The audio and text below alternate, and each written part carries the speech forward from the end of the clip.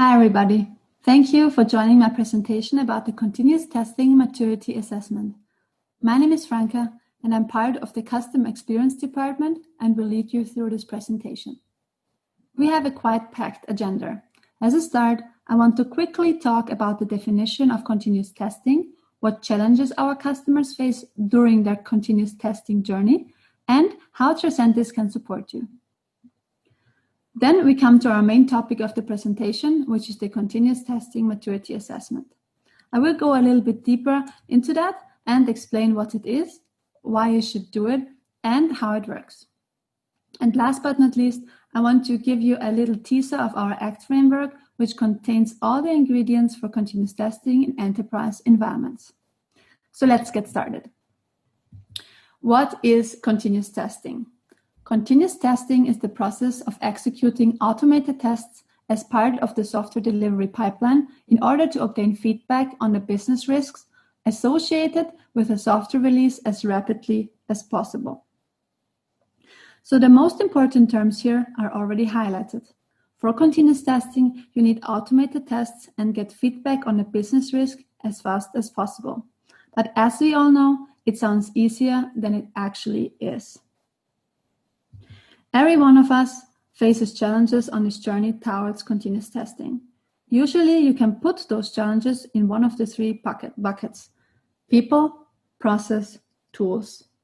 When it comes to people, we see that it's very common that there's a lack of investment and training. Also, doing things differently than before means that a shift in mentality is necessary.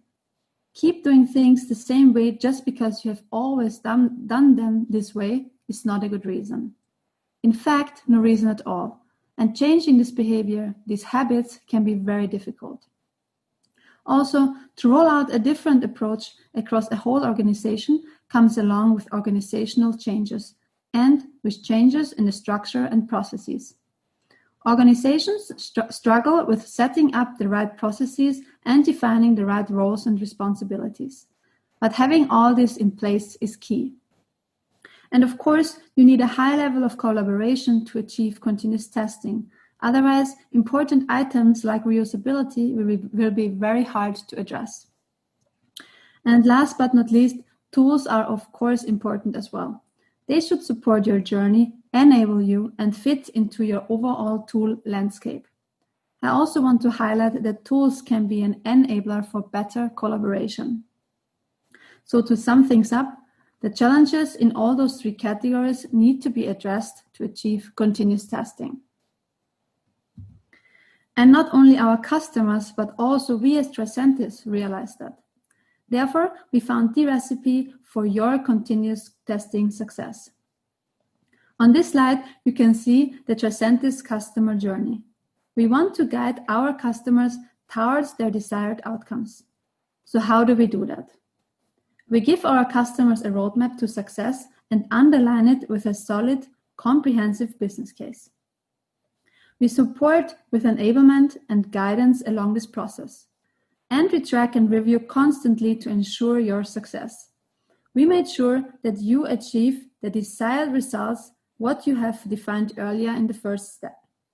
And in the end, we can help you to achieve a higher business risk coverage, release speed, and customer satisfaction while reducing your costs up to 40%. To achieve those outcomes, we have several departments which work seamlessly to support our customers along the journey. Next to support and consulting services, we have an academy department which supports with enablement, and we also have an own department which supports and helps our partners to get enabled. And I am part of the Customer Experience Transformation and Strategy Department, but this is not what I want to highlight today. What I want to definitely emphasize is our Customer Success Department. Our Customer Success Managers have the mission to make you successful. Therefore, they support you with the track and review process, which I mentioned on my previous slide. Let's now talk a little bit about the elements of continuous testing. With the help of the elements of continuous testing, you can accelerate your business outcomes. So how does this work? There are basically two different assessments. On a team level, As you can see, there are two phases, innovate and promote on the top side, and on an enterprise level, with also two phases, scale and optimize on the bottom side.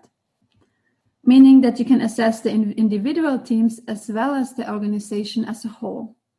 Let me explain a little bit why it is definitely worth to do those assessments. You will improve your testing practices, understand the current states of your teams in their journey, define measurable outcomes and proactively act upon key metrics, track your progress and make it measurable, and last but not least, you can leverage this to create awareness throughout the organization by showcasing your successes. So it is a really powerful tool and it does not take much of your time. I also added a slide to explain a little bit better how to use those assessments in your organization and how to make the most out of them. As mentioned before, we have an assessment on a team level and on an enterprise level. So we assess the different teams within a line of business, and then we assess it also on a line of business level. By doing this, we get a really good overview of what is the current state.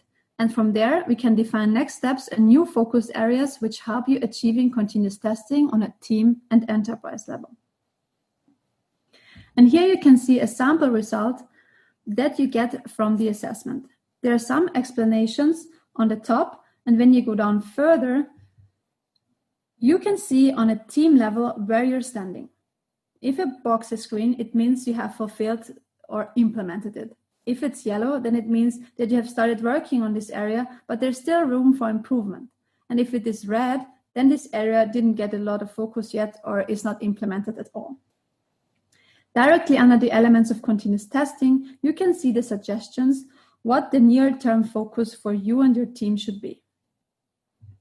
If we scroll down even further, then you can see the metrics measuring the progress of your teams. Each metric has a little info field so that you can read more about them and show the current state versus the target. On the bottom, you can see the data around your execution rate. So how often do you execute your tests, test cases, the defect leakage throughout the different testing stages, and the test cycle time. In general, I want to emphasize that our metrics and KPIs cover all the different areas which are important for continuous testing. So cost savings, quality, and speed. So usually each and every metric can be placed in either of those buckets. So if we now check the next report, we can see that the Continuous Testing Maturity Assessment Enterprise report looks a little bit different from the previous report, which was on a team level. This report consolidates all of the team reports. It is very good to get an overview and spot trends within your organization. In this example report, you can see, for instance, that a lot of teams are short on continuous integration. If I scroll down further, you have a breakdown per team where you can compare the different teams. On the left-hand side, you can see the different teams, and on the top, the different focus areas. As stated before, these are results by all the teams within this line of business. If I would now scroll down even further, I can see a couple of metrics and KPIs, again, covering the different angles, cost savings, quality, and speed. There is always a green line, within these metrics so that you can spot easily the average. And then from there, you can check if a specific team is either above average or below average in this specific metric. So as you can guess, a very important topic in every customer journey are metrics and KPIs. Defining the right metrics and measuring along the way is key. You can see your progress, define your most important areas of improvement, and showcase your success. On this slide, you can see a screenshot of one of our customer dashboards. You see the current value and the goal which the customer wants to reach. Those metrics and KPIs which are listed here are quite popular. It shows the progress on 3 different angles: cost savings, quality, and speed again. So, due to the fact that we are actually talking to a lot of customers on a daily basis, we also, of course, collect a lot of data. Therefore, we started with benchmarking. On the top, in the dark blue color, you can see the average current state of the most important customer KPIs. On the bottom, in the more light blue color, you can see the goals that our customers are targeting within the next 3 to 6 months. They are clearly focusing on getting a higher automation rate with increased test coverage.